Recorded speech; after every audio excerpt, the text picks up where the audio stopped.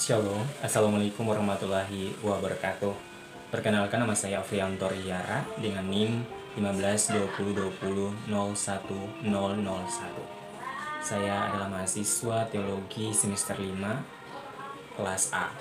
Saat ini saya akan menjelaskan materi kerja saya dan teman-teman kelompok untuk memenuhi mata kuliah semiotika. Materi yang kami ambil yaitu konsep 1 Samuel 28 ayat 1-25 dalam konteks masyarakat Maluku. Dalam zaman sekarang ini banyak sekali hal-hal yang tidak diinginkan terjadi. Meski sudah ada pada zaman modern, tetapi masih saja ada orang-orang yang masih menyembah kepada Allah-Allah lain. Dan mereka menjadikan kekristenan sebagai alat tujuan mereka. Namun bukan dalam Alkitab dia. Nah, ini menjadi suatu hal yang sangat disayangkan untuk para manusia yang sudah mengenal Tuhan, tetapi masih saja untuk menyembah kepada Allah-Allah lain. Di sini saya akan menjelaskan terkait dengan 1 Samuel 28 ini ayat 1-25, di mana pada saat itu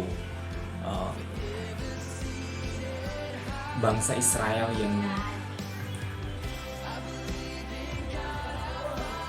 dihadapkan dengan berpulangnya Samuel ke pangkuan Tuhan yang Maha Kuasa, dan tiba-tiba datanglah orang Filistin untuk mau menyerang bangsa Israel.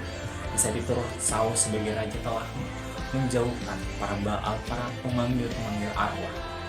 Namun pada ujungnya ketika ia meminta bantuan kepada Tuhan, tetapi Tuhan sama sekali tidak meresponnya, dan Tuhan menjauh daripada bangsa Israel, sehingga Saul menyuruh orang untuk mencari pemanggil arwah, mencari orang-orang yang bisa memanggil arwah. Di situ ada seorang perempuan yang bisa memanggil arwah, dan dia mulai memakai jubah untuk menutupinya, mendapati perempuan tersebut. Nah, ketika mendapati perempuan tersebut, ia meminta untuk memanggil arwah Samuel. Di sini sang perempuan pemanggil arwah itu takut sebab Saul telah membasmi semua para pemanggil arwah.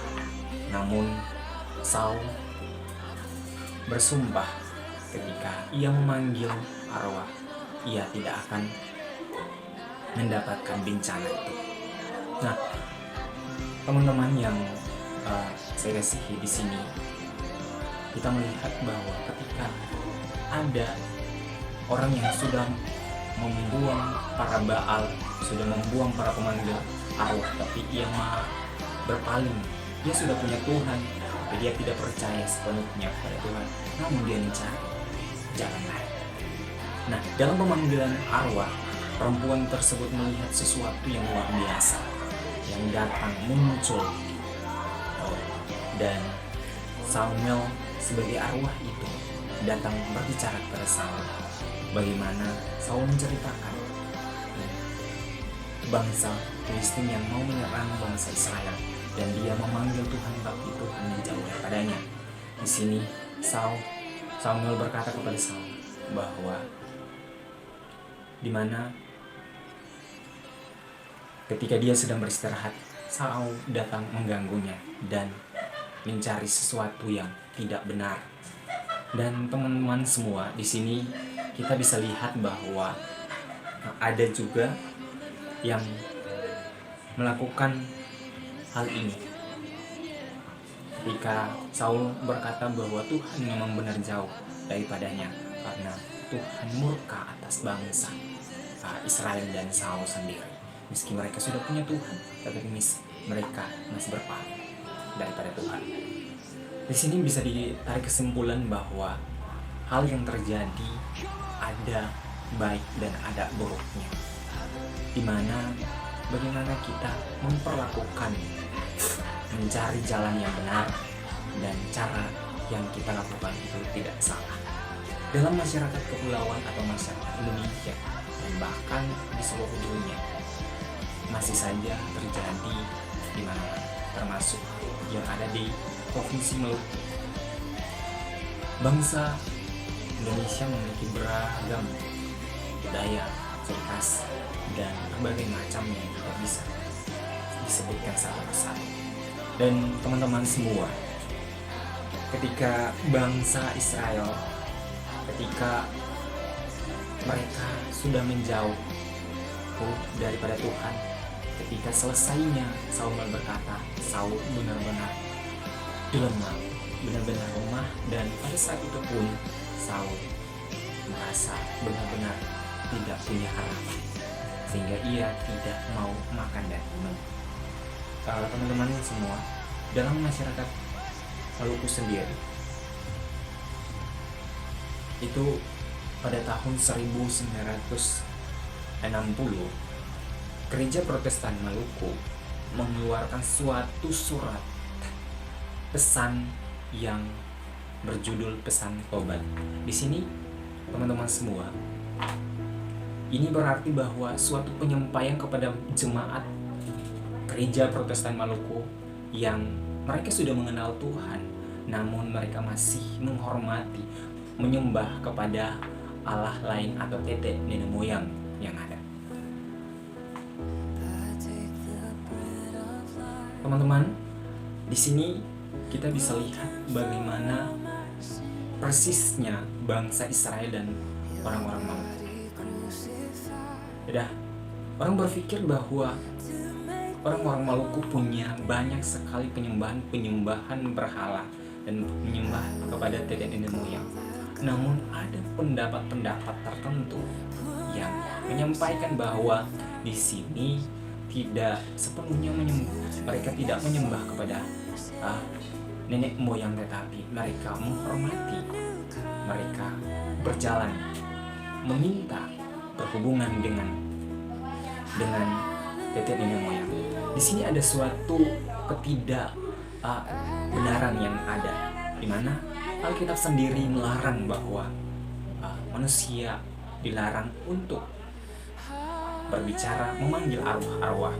Namun dalam kondisi ini, gereja secara fisik, gereja secara manusia harus paham dan harus bisa berkolaborasi dengan adat istiadat yang ada. Nah, dari situlah muncul pemikiran untuk saling berkolaborasi, dan menjadi kesimpulan saya di saat ini, gereja bisa saja menjadi adat istiadat atau banyak hal yang ada di Maluku ini bisa menjadi tempat wadah untuk penyebaran agama kekristenan. Namun bagaimana cara pandang kita, cara untuk kita untuk membawa kekristenan lebih lagi untuk dekat dengan masyarakat. Namun perlu juga penyampaian kepada jemaat masyarakat bahwa punya pemikiran-pemikiran yang kritik untuk melihat situasi, kondisi, dan zaman yang semakin berkembang. Maka masyarakat penting untuk berkolaborasi untuk mendapatkan suatu hal-hal baru, sehingga